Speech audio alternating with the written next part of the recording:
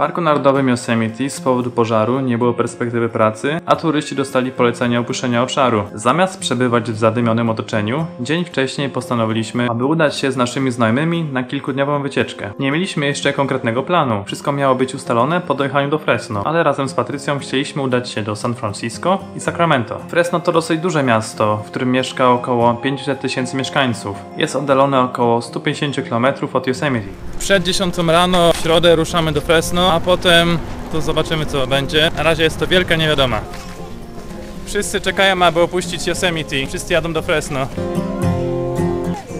Good morning. Good morning! There's a bus. You gotta pull up right behind me.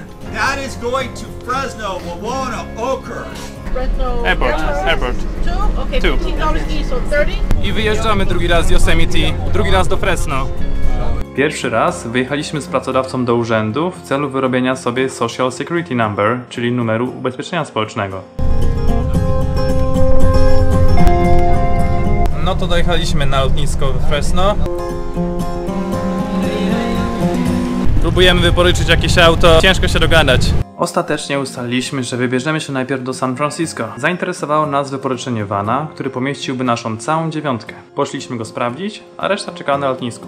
Więc jest to taki van, jaki jeździ często po Yosemite. Hi. Ostatecznie postanawiamy tego vana wynająć i wyruszymy niedługo w podróż. Jednak okazało się być to niemożliwe.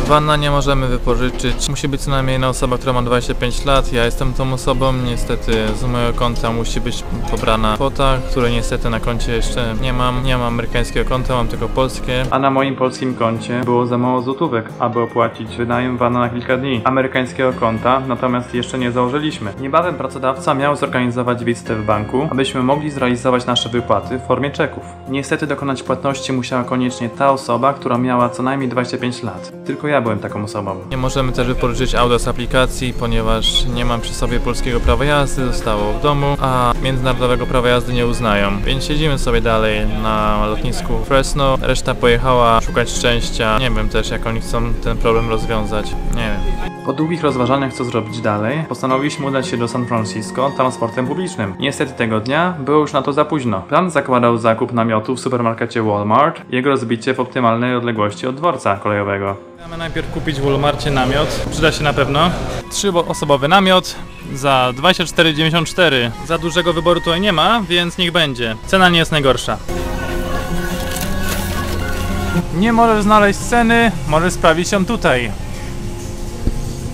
Nie wydaje mi się. Piękne niebo tutaj mamy. Nie to co w Yosemite aktualnie.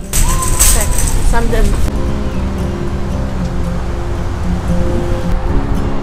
Pójdziemy coś zjeść, a potem poszukać jakiegoś miejsca na rozbicie namiotu. Pizza na kolację. Ciężko było znaleźć miejsce na namiot w obszarze zurbanizowanym, jednak nic nie jest niemożliwe. Po przejściu niecałych 5 km zaczęliśmy rozbijać nasz nowiutki schron. W końcu po długim czasie marszu udało nam się znaleźć dosyć satysfakcjonujące miejsce. Tak wygląda nasz super nowy namiot. Jest ok. W następnym odcinku udamy się na dworzec w Fresno i wybierzemy się do San Francisco. Teraz jest moment, w którym po lewej stronie ekranu pojawia się odnośnik do poprzedniego odcinka w serii o Ameryce, a po prawej do następnego, o ile jest już gotowy. Jeśli spodobał Ci się materiał, zostaw pod filmem łapkę w górę i zasubskrybuj ten kanał. Już teraz zapraszam do zobaczenia pozostałych filmów z serii. Na razie.